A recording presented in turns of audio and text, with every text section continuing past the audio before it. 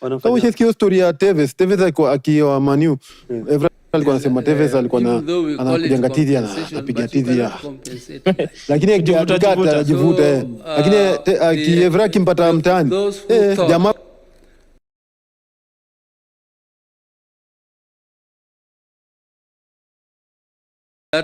who are saying that there is nothing absolutely which has been done on the 10-point agenda. Shame on them. Shame on them, because you can see there is a lot which has been done and there is a lot which is still remaining to be done. I am very, very impressed, particularly by the agenda of infrastructure. The infrastructure is the game changer, and that is game changer for the whole world. If you go to these countries, we are saying we want to go to Canaan through Singapore. That Singapore used exactly the same methods we are using, including the infrastructure fund, including this infrastructure fund which the president signed into law yesterday. And it is infrastructure, infrastructure, infrastructure. That's what we said as a party, as ODM. If we continue to implement these infrastructural projects, the major ones like the SGR through Kericho to Kisii, Kisumu, and up to Malaba and Busia, is a big game changer. This big road, which is connecting us with Uganda from Rironi, is a big game changer. And I was so impressed by the report about Northeastern.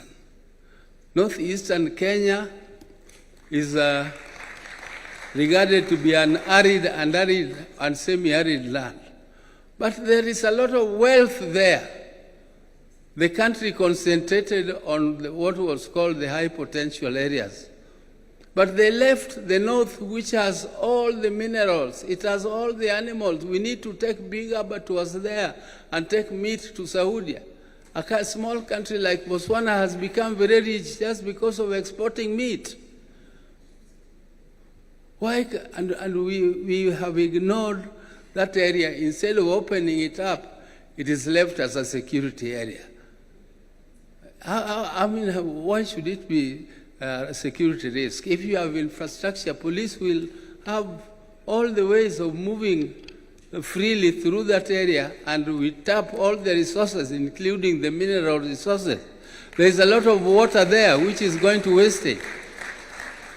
You leave water to go into the ocean, and then you don't tap it, and after a short while, your animals die, and including people dying because of lack of water. And yet there is a lot of water. The dams, you heard this report of how many dams, the many dams which are to be built. There is one which is going particularly to our area there. It's called Soin Dam. Once the Soin Dam is done, it is going to produce electricity. It is going to be used for irrigation. It is going to be used for controlling floods, which occur every year, and we regard it as emergency. It is emergency. How can something which occurs every year be regarded as an emergency? How is it an emergency? And you know it will come.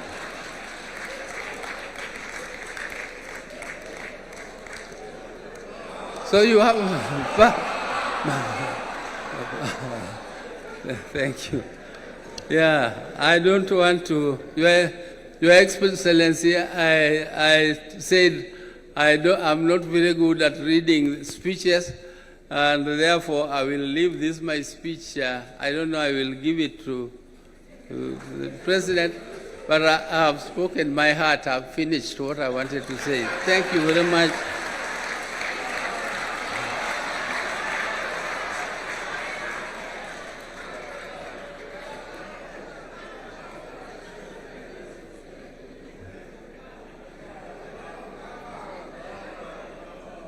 The power, see power. The power, see power.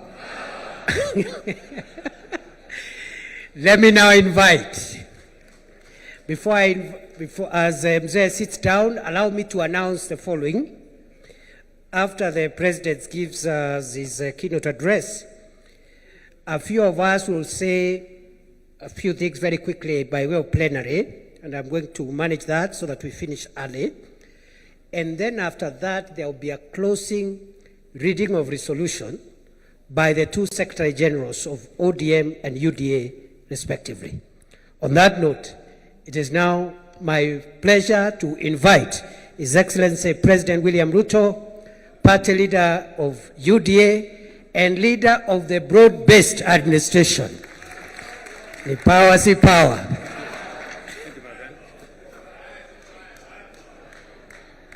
Aya, asanteni sana, tafadhali tuketi. Thank you very much. Mr. Deputy President, our leader, the party leader of ODM, Oburu Oginga, governors present, senators present, members of parliament, both from Kenya and from Yala. I have a written statement, just like Daktari Oburu. Allow me to read half of it, and then I will speak the rest. It is good to be back here at the Kenyatta International Conference Center, the birthplace of the Memorandum of Understanding between Kenya Kwanza UDA and ODM. Exactly 1 year and 3 days ago, my brother, the late Right Honorable Raila Odinga, and I agreed to work together in the national interest for the benefit of our country. Although our brother Raila is no longer with us physically, his wisdom, foresight, and enduring commitment to the nation continues to remain steadfast in upholding the principles Raila Odinga stood for. Together, we honor Raila's legacy through our continued commitment to the ideals he championed for the unity and advancement of our country. Our coming together 1 year ago was guided by one overriding objective: to stabilize our country and to address long-standing socio-economic and political challenges. For too long, our politics had been consumed and trapped by division, tribal competition, and regional rivalry instead of focusing on the real issues affecting the lives of all Kenyans equally. Together, we resolved to change that. Today's joint parliamentary group meeting between the two parties is therefore significant, not only because it reflects the spirit of that agreement, but also because of the responsibility we carry as leaders to deliver on commitments made to the people of Kenya. We had planned to mark the first anniversary of the signing of the MOU on the 7th of March by assessing the progress made in implementing the agreed agenda. However, as you all know, in the days leading up to that date, our nation suffered a tragic loss. We lost a distinguished member of parliament, the late Honorable Johanna Ngeno of Emurua Digir, who was a committed member of this parliamentary group and a dedicated servant of the people. Were it not for the fatal helicopter crash, the Honorable Ngeno would have been seated here with us today. May his soul rest in peace. Ladies and gentlemen, the MOU between UDA and ODM was built around a 10-point agenda, drawing largely from the recommendations of the National Dialogue Committee, or commonly known as NATCO. These agenda items address critical national issues, including electoral reforms, the cost of living, governance, and economic stability. Following the signing of the MOU, we immediately began implementing the agreed programs. I am pleased with the report that has been presented here today by the Oversight Committee, highlighting the progress made across the 10 agenda items during the past year. The progress we have made is evident across several areas. Our country today enjoys greater stability, and the partnership has created an environment in which government programs can proceed without unnecessary political disruption. Opportunities for our young people are expanding, with government programs now reaching hundreds of thousands of young people across the nation. Through initiatives in housing, health, agriculture, education, the digital and creative economy, as well as the labor mobility programs, we are deliberately expanding new avenues for employment. Allow me, ladies and gentlemen, to paraphrase, because I have been particularly meticulous in trying to find out where we are in the process of implementing the 10-point agenda. And just for the record, the 10-point agenda was not imposed on us.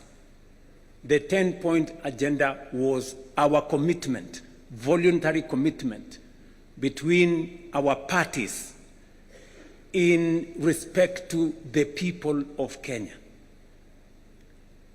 There are some people who want to appoint themselves supervisors, as if we made the commitment to them. We did not make the commitment to them. We made the commitment to the people of Kenya. And our responsibility and reporting is to the people of Kenya. And let me say the following. We did this, and we set the standard very high ourselves, because we believe that is what we should do for the people of Kenya. Not because anybody forced us, not because anybody imposed it on us, but it is because it is our commitment that Kenyans deserve a higher standard of commissioners to the IEBC. You remember very well that that was a very big debate. Today, we have gone through the process. The court processes have been dispensed with, and today we have a functioning Independent Electoral and Boundaries Commission. It has already conducted several by-elections, and as a show of confidence in this broad-based administration, all the parliamentary elections that have been held have been won by broad-based. I said all of them. Yes. Just for good record, and we are not Atusemi. That's what it is. Yeah, those are the facts. In fact, the last by-elections that were held, of the 4 seats that were in contest, broad-based won all of them. Again, for good record.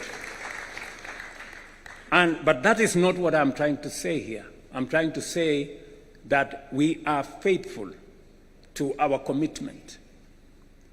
On matters to do with legislation that is there in Parliament, we know there has been back and forth between the two houses. We will be recommending in this PG that we have a broad-based negotiating team. One that is going to sit with both houses of Parliament, comprising membership from both houses of Parliament. Because if broad-based decides, Parliament will decide. Is that true? Yes. Because we have the numbers to drive it through both houses of Parliament. So I want us to raise the standard a bit so that we establish a broad-based negotiating committee or mediation committee to assist us on all the items that have been presented for legislation in Parliament by NADCO.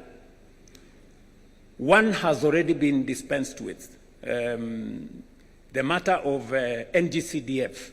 The courts have given direction, and therefore the legislation that had been presented to Parliament is now what the lawyers called functors of issue. I mean, it's been dispensed with. So we now need to pick on what the directions court has given to do the rest of the funds. Let me speak specifically to some 6 or 7 critical issues that I have distilled from the report that was presented to us, especially on those 6 or 7 issues. Number one is inclusivity, and especially the matter of cost of living.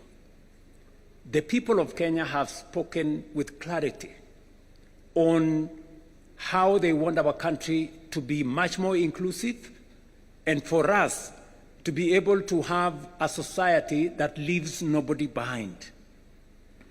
We have done 5 issues on this subject of inclusivity and cost of living. Number one, we now have a policy on the marginalized in Kenya. We have provided bursaries for their children. We have provided many other interventions that will assist minorities, people who are perceived to be marginalized, for them to be brought into the bracket and so that they are not left behind. We have deliberately dealt on matters that finally dictate cost of living. And there are 4 matters that dictate cost of living: cost of food, cost of fuel, because it influences our transport, the cost Kenyans pay for healthcare, and the cost Kenyans pay for their children to go to school. We have addressed all the 5 issues. Number one, on food inflation, on matters to do with food, we have transformed our agricultural sector. We can confidently stand here and say we did, over the last year or 2 years, we have produced more maize, we have produced more tea, more coffee, more sugarcane, and the whole productivity space has risen.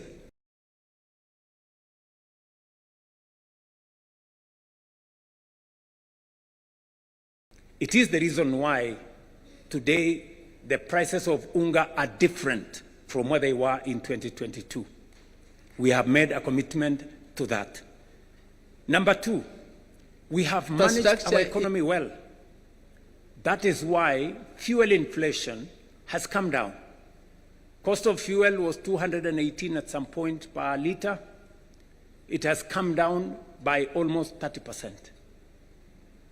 And it is because we have taken deliberate steps to stabilize our currency and to make sure that we don't pay more for fuel because our currency is not behaving. We have done the third thing on matters to do with school fees. You all remember we have undertaken education reform. We've raised the budget for education from 500 billion. This financial year, it was 702 billion. The budget that we're going to read in July is 765 billion. Why are we raising resources on matters education? Because we are putting more money in making sure that every child goes to school. We have not only hired more teachers, because if government does not pay for those teachers, boards of governors pay for them, which means parents pay for them. We've hired more teachers to lift up the burden on parents from paying board of governors teachers. Number two, we have reduced fees for our university and TVET institutions by between 10 and 40%. The committees on education are here. We have also, as of this week, reduced the fees for our TVET institutions from 105,000 per year to now a standardized 67,000 per year. You heard the Minister for Education announce that this week. It is because we want to make sure that we lift the burden of parents on matters to do with school fees. And that is the standardized fee. And then we will now go in with all the bursaries the counties are given, all the bursaries the NGCDF is giving. And we have signed agreements with counties. You remember the Comptroller of Budget did raise issues on counties supporting bursaries. The Ministry of Education has signed with all the counties. Now,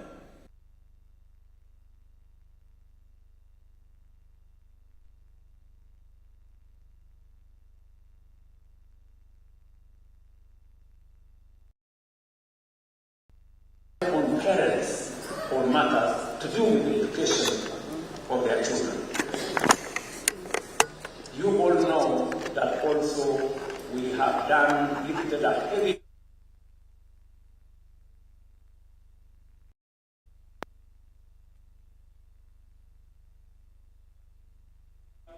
we are actually closing to 30. I think by next week or the week after, 30 million Kenyans will have health insurance. 2 billion shillings this week alone for PHC and for SHIF. This week alone. We are paying the highest amounts of money to any hospital that has ever been paid under any other administration or under any other program. That is the reality. That is a fact. So, in terms of cost of living, we are dealing with health to reduce bills paid by citizens. We are dealing with education to reduce bills paid by citizens. We are managing fuel to reduce transport costs. We are dealing with food so that we can reduce the cost of living. So I want members of this PG to walk with your heads high. This administration, the administration you have formed, is tackling cost of living head on. And finally, we are making sure that more Kenyans have income. Today, I report to this PG, we have 1.8 million Kenyans who are not working in 2022. Today they are working. 1.8 million. 640,000 in our housing program, 540,000 in export of labor, 300,000 in our digital platform. We have close to 820,000 under our Nyota program. 120,000 of them, we have given them grants. And I have been to those meetings in person. I have met the 120,000 young people myself. Yeah? Many people were trying to give me small lectures. What is the president doing? Going to give out checks to young people. And I told them, this is how I choose to spend my time. You decide about yours. And we are discussing with our partners to look at opportunities to expand that program. We believe it is because that is where the heaviest load of our young people are. So costs. You don't hear matatus hiking costs because the cost of fuel has gone up. We have dealt with more Kenyans that are working today. That is dealing with cost of living head on. And that is what we are doing together with you guys. Devolution is a principle we committed ourselves. In the 10-point agenda, we said we must be deliberate about devolution, because devolution is the single most important instrument. In fact, it is the heart of the new constitution, making sure that resources and the power to decide on those resources goes to the grassroots. What have we done on devolution ever since we agreed on this 10-point agenda? Number one, we committed that we are going to increase the shareable revenue. Last year, we increased 30 billion from 385 to 415 billion. This year, we are going to increase from 415 billion by another 35 billion. That is close to half a trillion to the counties. We might be asking a few questions to our governors. Yeah? So next year, definitely, when we do the 450 shareable revenue, we will be going towards 550 billion. We'll have crossed the $500 billion line on resources going to our counties. Number two, and so that before Anyang' Nyong'o tells us we do more, yeah? and we are going to do more. In the past, money meant for devolution, some of it would be carried over to the next year because not all the monies were disbursed. I stand here today, for the last 2 years, we have not carried over a single cent. We have paid all the monies for devolution. At the end of the year, we made sure that we didn't cross over with any. That is going to be the same this year. We will not carry over any resources. We will pay money meant for devolution to devolution. The yearly commitment will be met. Number three, in order to enhance the efficiency of devolution, especially the efficiency of accountability, we made a commitment under the 10-point agenda that we are going to support the county assemblies to be autonomous and independent so that they can carry out their oversight role properly. Parliament, both houses, did agree with us. They brought the bill to me. I signed the bill, and from this June, in the next budget, county assemblies will have their own independent budgets. They will no longer need to make friends with the county governments or to be friends of governors for them to get their resources. They can then, hopefully, we are going to be expecting of the county assemblies to exercise their oversight mandate much more robustly, because now they will not have excuses that in case they are too tough on the governors, they may lack the resources for their county assemblies. That will now be a thing of the past. And then number four, on devolution again, we realize that just as we have the national administration, the county assemblies, members of county assemblies and governors have no pension. And we have made the strategic decision that the bill that was there in Parliament, which in my opinion has serious challenges, it is my position that we now agree in this PG, that it is only fair, governors and members of the county assembly are elected leaders like us. The same way we have pension, it's only right that they have pension. We all agree on the principle of contribution. The same way we contribute pension, they too, and I don't think they have a problem contributing to the pension. So it is my request to this assembly that we change the law that currently is in Parliament so that we include governors and we make sure that that pensions bill is contributory. Yesterday, I did sign into law the pension benefits for judges. I don't think we should leave our governors and county assembly members behind.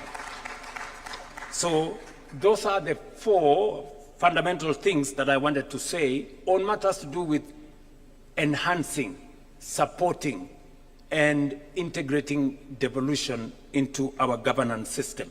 Finally, now that the court has pronounced itself on the matter of CDF, it is my belief that the bill on ward fund that currently is in Parliament should now be fashioned along the recommendation that has been made by the court and fast-track it so that our county assemblies can equally have a legal framework to guide on matters to do with ward fund.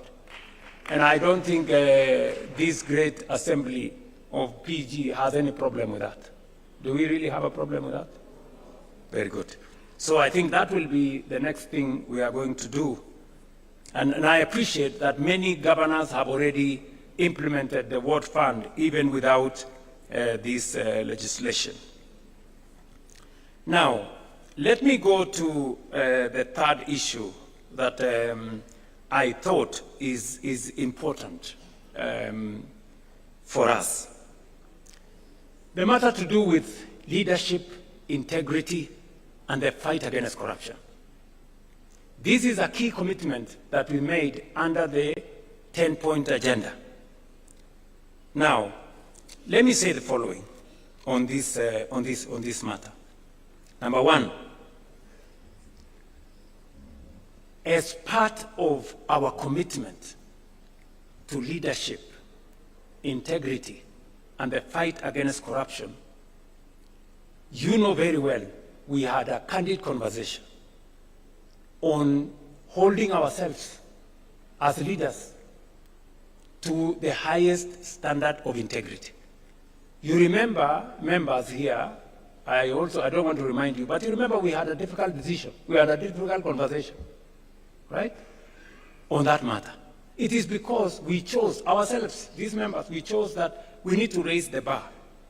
And I want to thank members of parliament here. You passed the conflict of interest bill, which I signed into law. If there is a demonstration of leaders sitting here that they want to be held to the highest standard of integrity, it is your passing of the conflict of interest bill. Today, it is law in Kenya. And I want to congratulate both houses for stepping up and measuring up to the yardstick of integrity. Number two, we have taken the deliberate decision that to eliminate corruption, to remove inefficiency, we must digitize all government services. Today, from 320 government services in 2022, we have 30,000 government services digitized. That has significantly eliminated bottlenecks. E-Citizen today collects more than 1 billion shillings every day. It is a platform that is traceable. It is a platform that's accountable. The old system where people were paying cash and paying through checks and paying through corners and paying through pay bills, we have stopped. And today, if you pay on E-Citizen, you don't need a receipt because it is traceable from who paid, for what service, to what account. We have digitized government services as part of our commitment to eliminating corruption. Number two, I did sign into law, June last year, the money laundering and anti-terrorism financing law. Again, as our commitment as an administration and as a country to transparency, to accountability, that illicit flow of money does not find its way into Kenya. As I speak to you, we also undertook three significant steps as a means of accountability and reducing on corruption. Professor Anyang', who was in our treasury, will tell you we have been struggling for the last almost 20 years to do what we call single treasury account. It has never happened. It has happened this year. we have been struggling to do what we call zero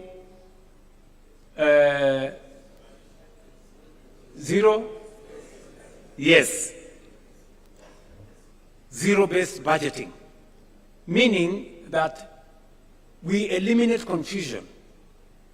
There was an element where people were saying corruption is budgeted. This time round, we are introducing greater accountability on budgeting to make sure that for every budget, every year we bring it to zero, we know what was achieved, what was not achieved, and then we plan again. So those two, and then finally, we are undertaking the e-government procurement. We know it has caused difficulties. It has not been easy. But it has not been easy because those people who are used to manipulating things and tenders and what have really fought this matter. We agreed on EGP like 8 years ago. I think it was 2020. It has been in the books. It has never been implemented. We have implemented it this year. Why? Because we want government procurement to be transparent. We want accountability. And we want to know if you are selling to government, are we getting a fair price? Who is supplying the tender? For how much? And it must be open in a portal where all people involved can follow, so that if I don't get the tender, it means I was not the lowest or I did not meet the qualifications. That is what we are doing in matters to do with integrity and making sure that leadership is held to account. Let me also say that we have enhanced the place of the Kenya Anti-Corruption Commission. They have concluded 143 cases, investigations. They have already obtained in the last 3 years 86 convictions, and because we have always been told convictions is a challenge, we have achieved 86 convictions, and especially we have enhanced their capacity to seize assets. We've already obtained assets of 9.8 billion, which have now come back to government, and we are pursuing assets worth 22 billion, assets that were obtained by corrupt means. And we say those assets must be surrendered to the government of Kenya. On the fourth item that I wanted to speak to is on the matter of debt. In fact, if you look at the 10-point agenda, there was a bullet, standalone, national debt. The national debt has been a very big challenge to Kenya. In fact, debt almost brought our country to its knees. You heard what Professor Kidure said, that in 2022, there were 6 countries that everybody believed in the world they were going to default on their foreign financial obligations. One of them was Kenya. And why was Kenya there? Because we had the highest, the largest Eurobond of $2 billion. And I remember my good friend John Badi saying, I mean, this debt was there, everybody knew it was coming up, and nobody was doing something about it. You know, we were just waiting. And so the first thing when we came into office, we said we can't. This country cannot default, because many people don't understand the consequences of a country defaulting on its foreign obligations. It just turns your economy into something else. Just look at what happened in one of our neighboring countries. I don't want to mention names. When they defaulted, their currency was devalued by 100%. Just imagine Kenya's currency moving from 120 to 240. Would we have a country left here? And there were very many people who were persuaded that the Kenya currency was going to go to 200. In fact, I remember speaking to one of the bankers, who is no longer my friend, because he was among the people who, imagined, they were already piling up dollars, because they imagined that when it gets to 200, they will make a killing. Unfortunately for them, they had to make losses, because the 200 shilling dollar did not happen. So we had to intentionally deal with the debt. What have we done on matters to do with debt? Number one, we made sure that we did whatever it took. And I appreciate that I had to make some very difficult decisions for us to be able to escape that. We had to cut down on spending by about 300 billion. We had to remove subsidies on unga. We had to remove subsidies on fuel. We had to eliminate, we had to stall some of our projects because we had to pull back from continuous borrowing. That's number one. Number two, we did not just avoid default. We now went into a plan on how do we reorganize our debt. How do we successfully negotiate our way? I can confidently, that's why we went to the market. We went to the market in February 2024. We went to the market in February 2025. We went to the market in October 2025. And we went to the market again this February. To do what? To do liability management. The debts that were due next year, we now have no debts due in 2027. We don't have, we have a small debt due in 2028. Then we will go to 2037. We have reorganized our debt portfolio so that it doesn't threaten our fiscal sustainability. And I must thank John Mbadi and his team at Treasury. They have done a very commendable job. Mwapigie makofi.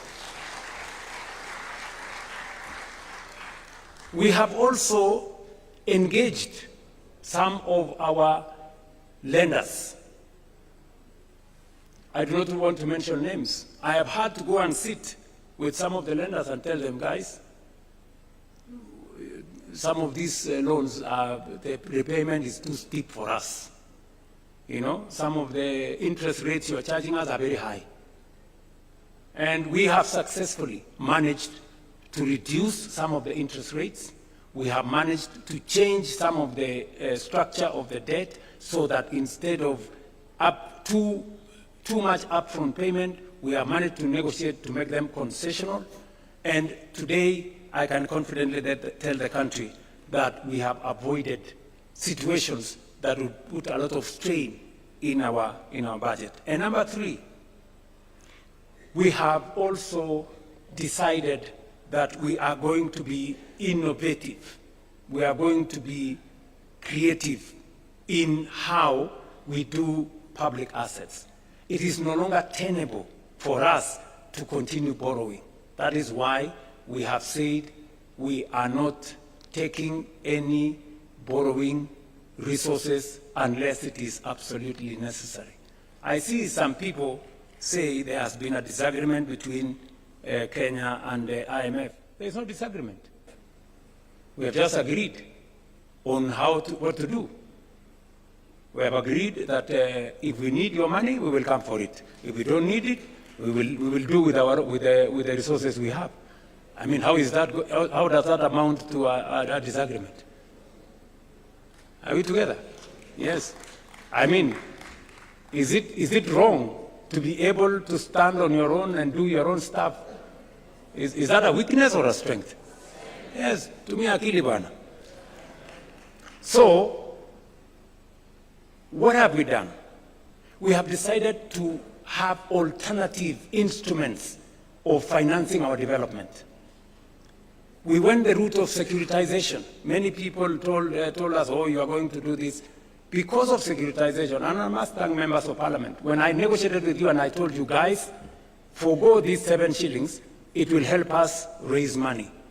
We raised 175 billion shillings.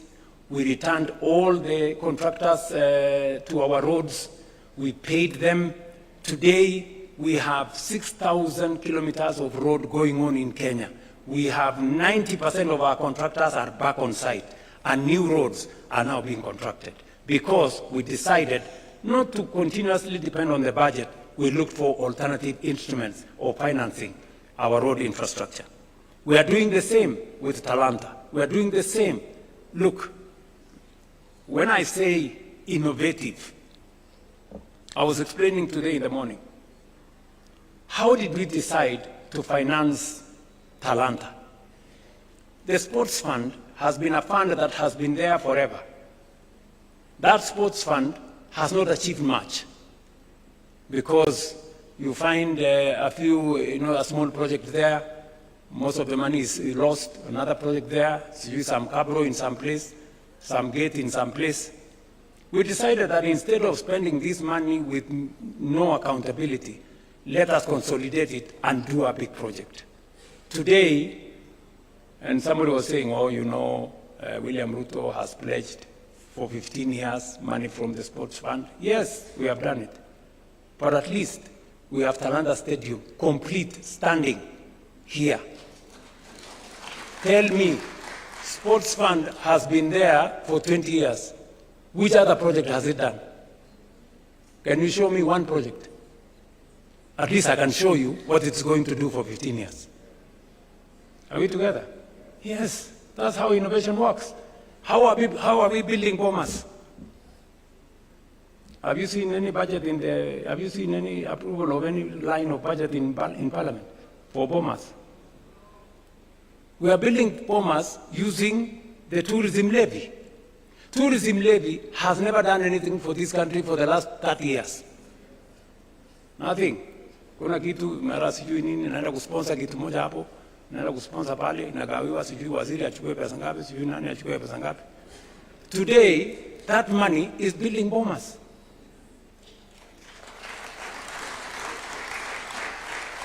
Friends, that is how thinking out of the box looks like. Kwani mlikuwa mnafikiri thinking out of the box ni kufanya kitu gani?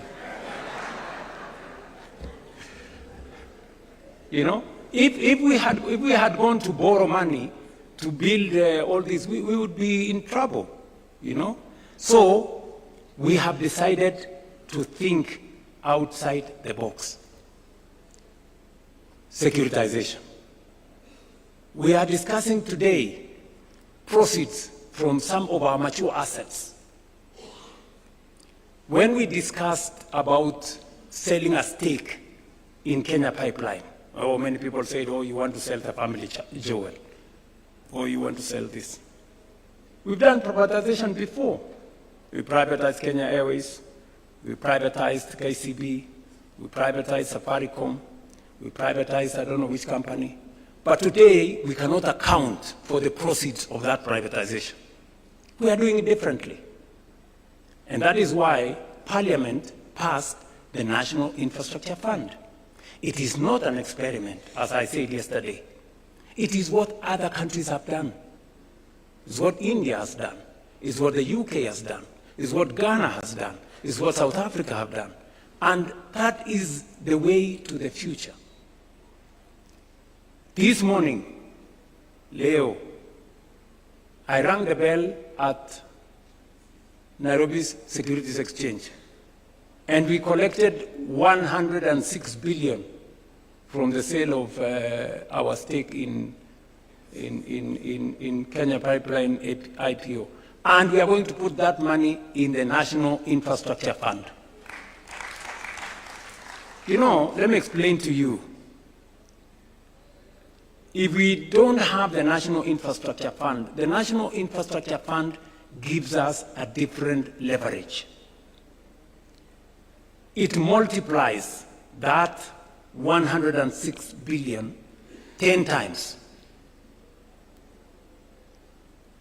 Not through magic, no. Through innovation, creativity, and financing. And that is how we are going to have additional resources to do our roads, to generate more energy, and to do what our senior here, party leader, was saying. He said, we pretend that there is always an emergency in northern part of Kenya, when we know it's going to happen. Because of what we are doing now, if you read today's newspaper, we have already advertised for several dams.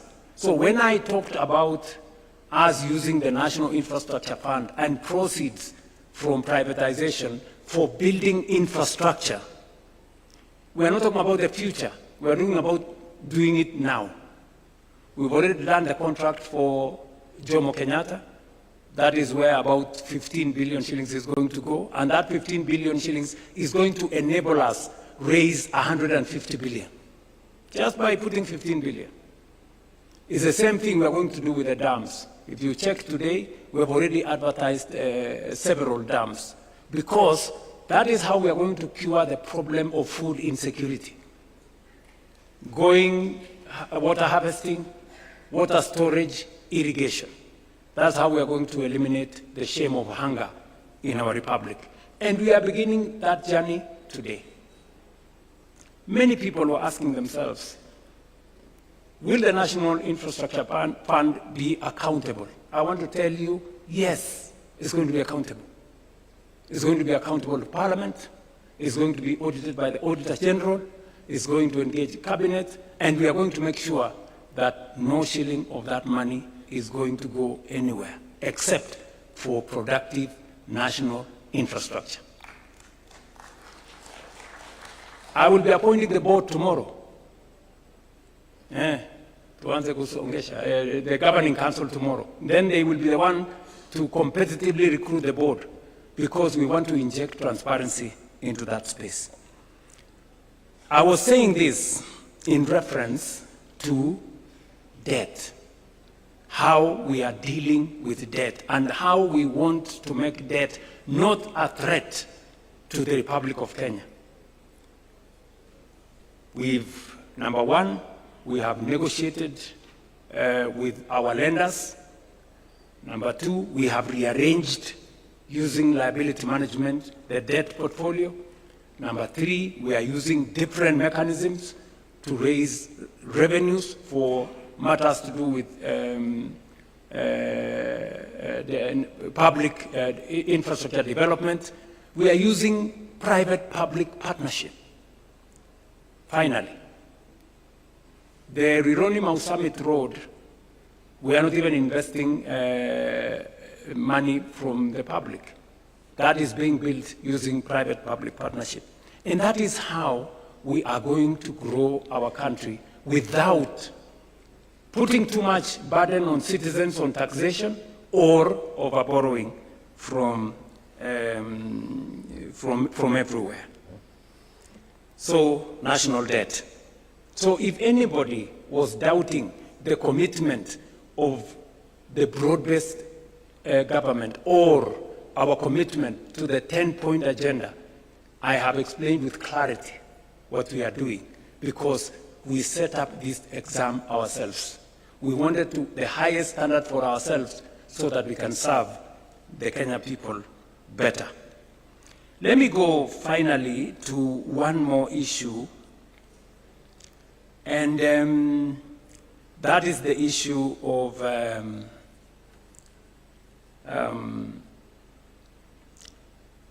the subject we committed ourselves to, which was peaceful assembly and making sure that the victims of protests are compensated, although we have been told here, and it is correct by the party leader of Odm, that you can never compensate life, but you can do something about it. What have we done? You know, many people are saying, oh yeah, maybe. I took the first step and gazetted a victims' compensation panel.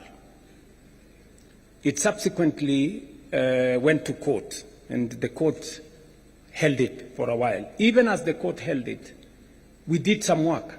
We have identified all the victims, as we talk to you, with the Kenya Human Rights Commission, with the Independent Police Oversight Authority. We have identified all the victims and profiled their names, and we have already made sure that we have a comprehensive list. We did not even stop at 2013. We went back all the way to 2017 to make sure that all those that were affected by protests from 2017 are now captured. So we have already identified all the people in there. We have provided resources. You will be approving 2 billion shillings to make sure that we have the resources to compensate those people. Finally, the court came through and gave direction on how that process should be done. And last week, we now, in compliance with the decision of the court, last week we gazetted a panel, as was recommended by the court, to expedite this process. And it is our belief that unless something else happens, we should be able to conclude this exercise before June, so that we can all be in that space. But we are not stopping there. We are saying we want to look at the future. And so I think it would be right for us in this PG to recommend that the Kenya Human Rights Commission propose a law to Parliament on protection of protesters. Let there be a law on how to protect protesters, because it is a constitutional right.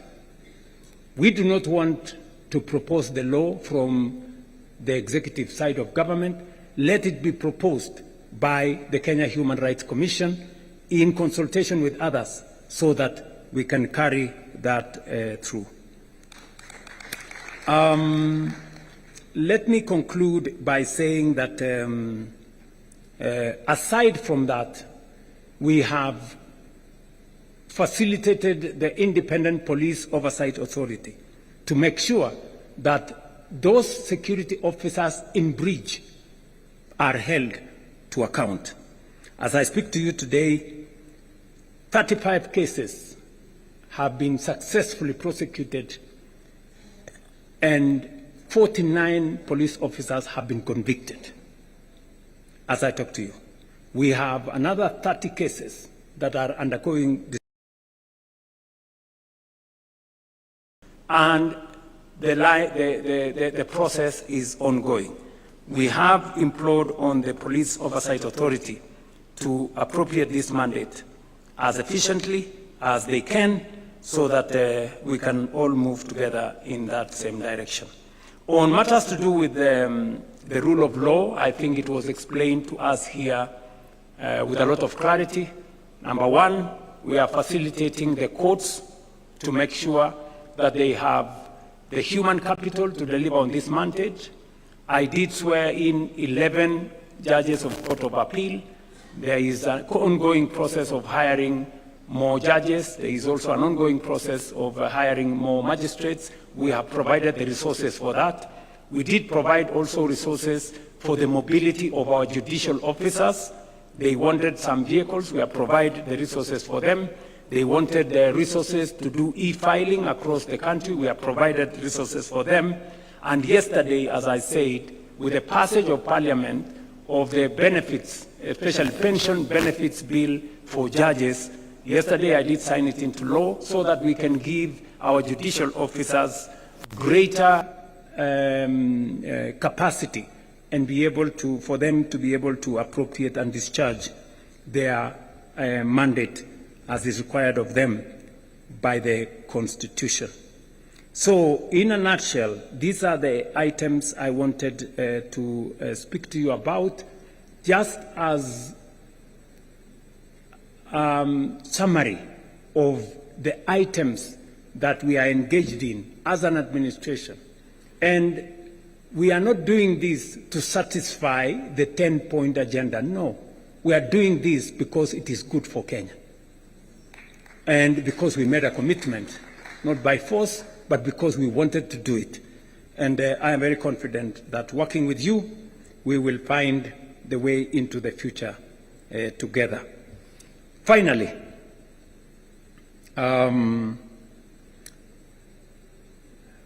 While some initiatives have taken longer due to parliamentary and other judicial procedures, we must now accelerate the passage of the laws that are there in Parliament. And I do recommend that we establish a mediation committee, a broad-based mediation committee, to negotiate between the two houses of Parliament so that we can fast-track whatever is remaining of the 10-point agenda.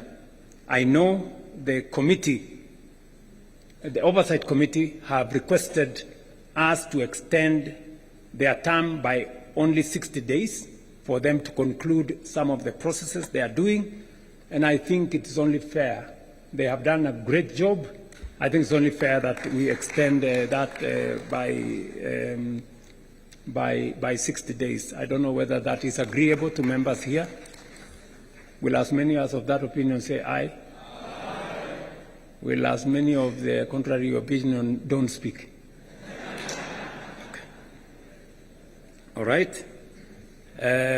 So I think it is so extended.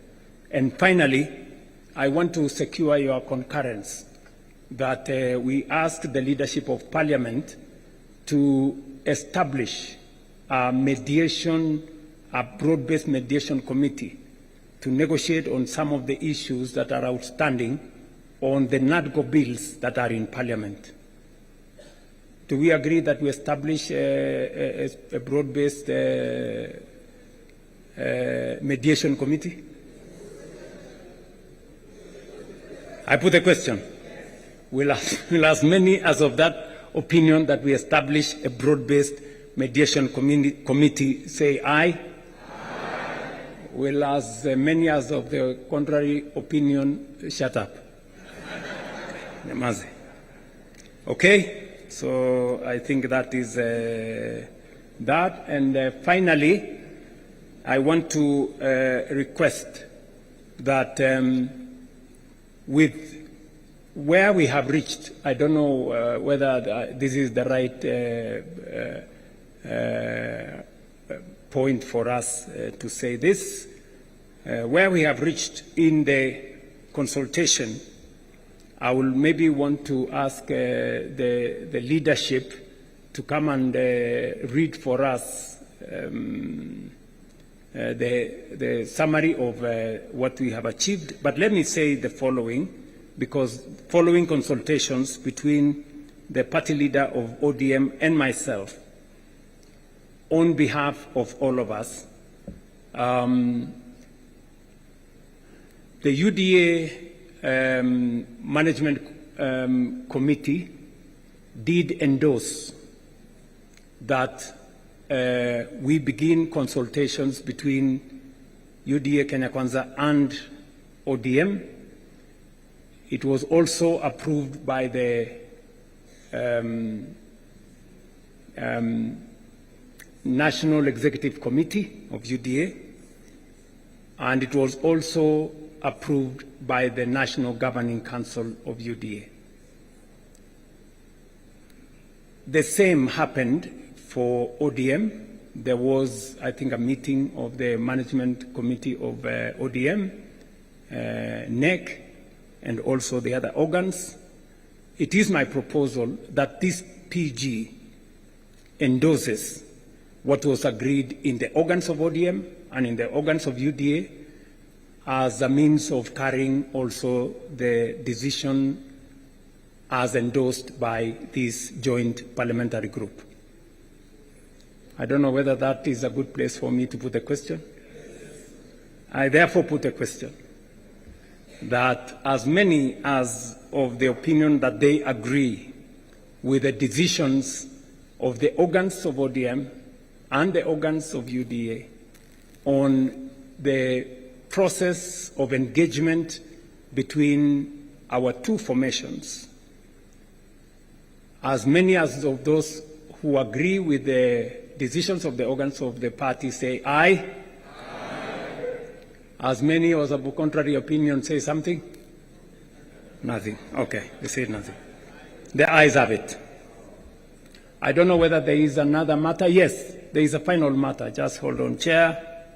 There is a final matter that it is my request and that of the party leader of ODM that as a way of now progressing our consultations in line with the authority given to us by the organs of the party, that this PG endorses the formation of a technical committee to now take the process forward of 4 members from ODM and 4 members from UDA to craft for the party leader of ODM and myself a technical committee to put together how we take this process into the future as recommended by the party organs of the 2 formations. And we want to ask this PG to agree that we form a technical committee of 4 members each from UDA and ODM to take this process forward. As many as of that opinion say aye. Aye. As many as of a contrary opinion, if they want to say something, they have nothing to say. Okay. The ayes have it. Okay, it is, I think for good record, we should say the ayes have it. I think I have discharged my mandate as permitted by Daktari Senator Oburu Oginga. I did secure his concurrence that I undertake this exercise. So I want to say thank you very much. I leave now the other processes to the rest of the people. Yes, yes? You want to say something? Are you sure you want to say something?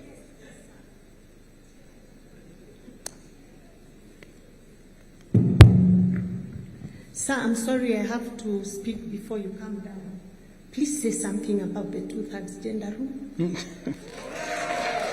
It is silent in this report, even under the recommendations of the ZANI committee. They are silent about the way forward. No, it is not there. It's there. Just mentioned. It is there, can somebody read out the Chair, it is there, sis. Your Excellency, please let me read for you. We cannot make such a fatal mistake. You know, Your Excellency. Item number 1, constitutional amendment. Yes. Yeah, but so, you know, sir, you know how critical this matter is. Yes. Your pronouncement means a lot to the women of this country. It is very, very important that this is mentioned right here and now, respectfully. Let me be specific. Let me be specific.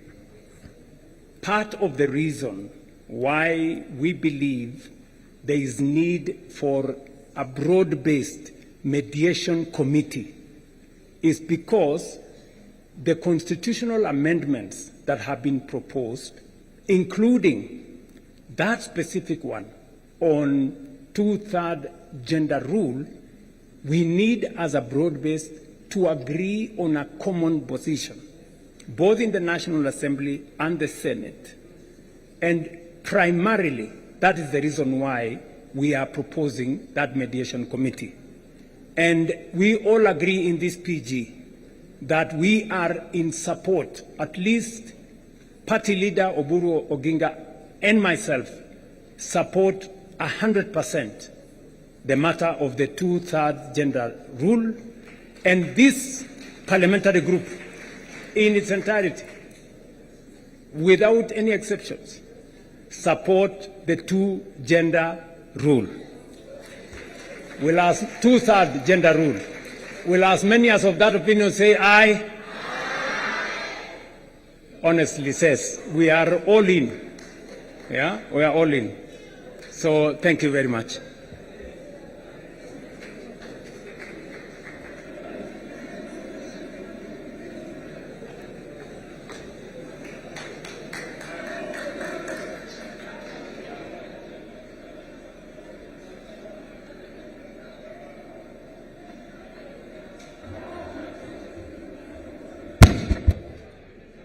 I think His Excellency the President has allowed us to sit down, those who can sit. Ni fire, see fire. Ni power, see power. Fire, power. Now, we've run out of time. We will very quickly conclude by acknowledging Your Excellency. In this meeting, we have had the attendance of 137 National Assembly members of UDA and 68 from ODM. 137, from UDA and its affiliates in Kenya Kwanza, and 68 from ODM, total 205. Members of the Senate from Kenya Kwanza, 22, and 38 from ODM, total 60. Yala members 3 from UDA, and none from ODM. I don't know where the ODM Yala Brigade is. The total numbers, National Assembly, 162. And from National Assembly, 106 from Senate, total, both houses, 268.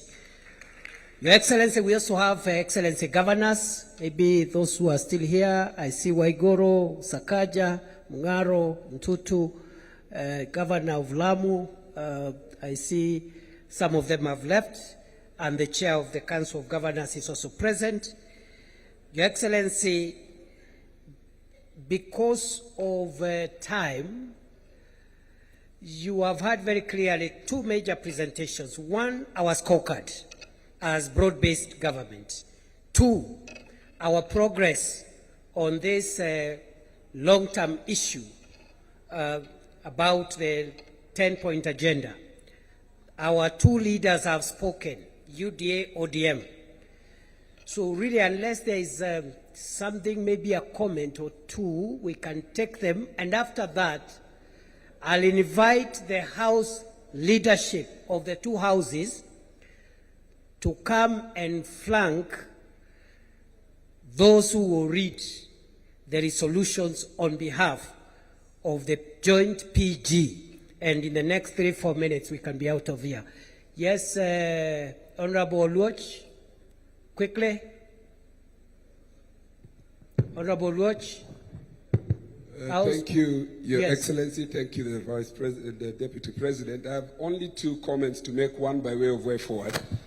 The main issue that I want to say is the communication that comes out of here must be clear and succinct in terms of what the 10-point agenda has achieved. Correct. And I think His Excellency, the President, has properly captured this. Yes. Much more than I see on this report, and not because they have done a bad job. I think we must recall this document and capture what the President has said in terms of what has been achieved, so that what goes out to the public captures both what the President has said and what the committee work has done, so that we don't give any room for miscommunication. My second and last point on the issue of governance and the rule of law is to provide for a consideration on how we can strengthen political parties and continue to fund political parties as per the law required. Thank you, Your Excellency. Good job. Can we take a position on that? He thinks the President's explanation has been a little more... Yes.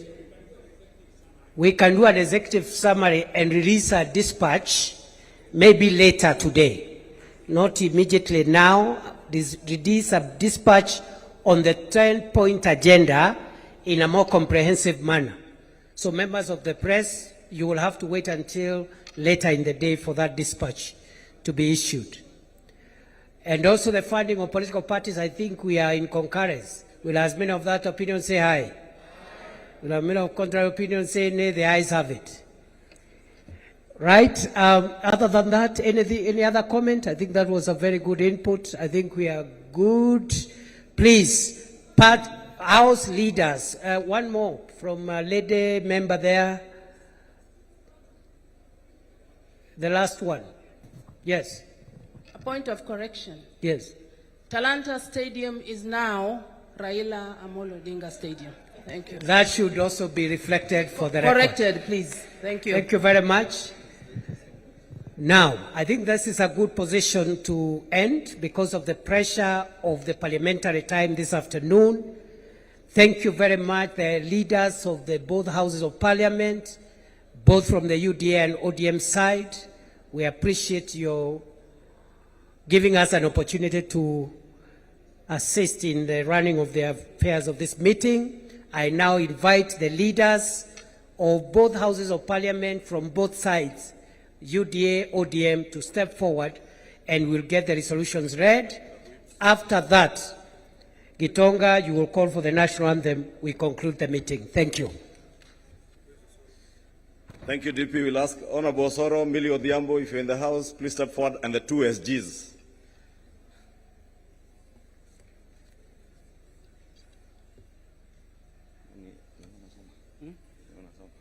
No, you can read page 1, then you can give me the rest. This, Hmm? Resolutions pass. Okay. I will add that. No, answer hapa.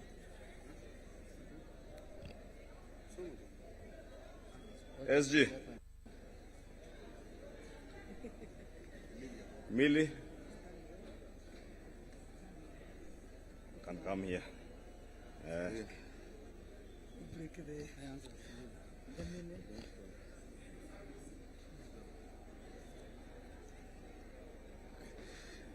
Your Excellency, if you allow me to also acknowledge among us those members who are here, we also have our partners and friends from Jubilee Party who are not part of ODM or Kenya Kwanza and are here, and we truly appreciate them for joining us. I'll now proceed to read the communique following the second joint ODM-UDA parliamentary group meeting held at the KICC today in Nairobi. The joint parliamentary group of the United Democratic Alliance, UDA, and the Orange Democratic Movement, ODM, held its second meeting at the Kenyatta International Conference Center, Nairobi, on the 10th of March 2026. The meeting has reviewed progress made in the implementation of the broad-based government agenda over the past year and received a report from the Oversight Committee on the status of the 10-point agenda agreed upon under the Memorandum of Understanding between the two parties. The Joint PG noted with satisfaction that approximately 80% of the agreed commitments have been implemented. The meeting reaffirmed that the Memorandum of Understanding between UDA and ODM is anchored on a 10-point agenda drawn largely from the recommendations of the National Dialogue Committee, NADCO, addressing key national priorities, including electoral reforms, the cost of living, governance, economic stability, and institutional reforms. Members have observed that the partnership has contributed significantly to political stability and created an enabling environment for the implementation of programs aimed at expanding economic opportunities, particularly for young people in our country, while strengthening sound economic management. The meeting further noted progress made in stabilizing the economy and addressing the cost of living through measures including reduced inflation, the continuous fertilizer subsidies program that is supporting farmers across the nation, expanded health care and health coverage under the Social Health Authority, strengthened anti-corruption measures, and the revival of the stalled road projects through the securitization of the Road Maintenance Levy Fund. I want to invite Honorable Junet to continue. Oh, okay. The meeting resolved to extend the mandate of the Oversight Committee by 60 days to enable it to finalize outstanding matters arising from the implementation of the agenda. In addition, the Joint PG agreed to establish a joint technical committee, with each party nominating 4 members and the respective executive directors serving as joint secretaries. The committee will develop the shared policy agenda and priorities of the two parties, which will form the work of a coalition framework to be considered later in the year.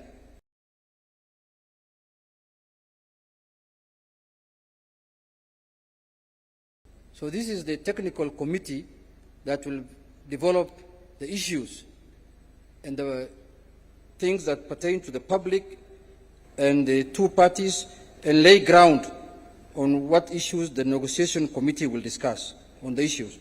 The Joint Parliamentary Group reaffirmed its commitment to continued cooperation in the national interest and to advancing reforms aimed at strengthening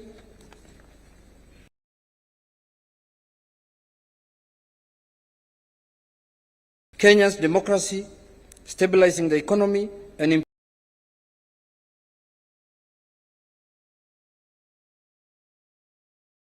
improving the livelihoods of the people of Kenya. The PG resolved to adopt all resolutions passed by organs of the parties. That is the end of our statement, and thank you very much, Your Excellency.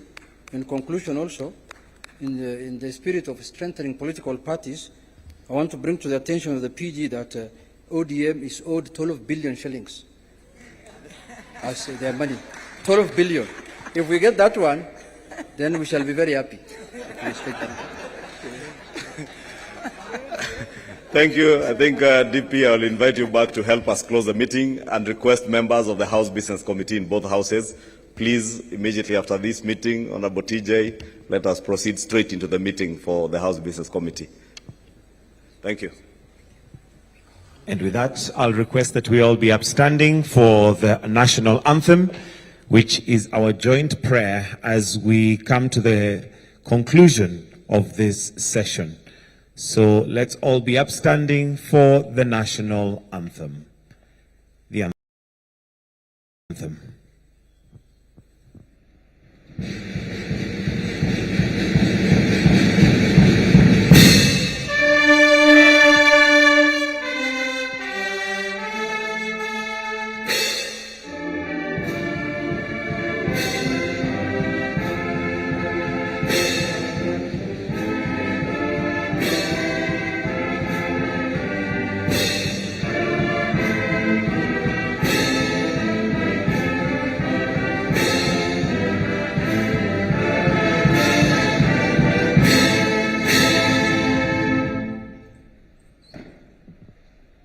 And with that, we'll now allow His Excellency to depart and leave at his own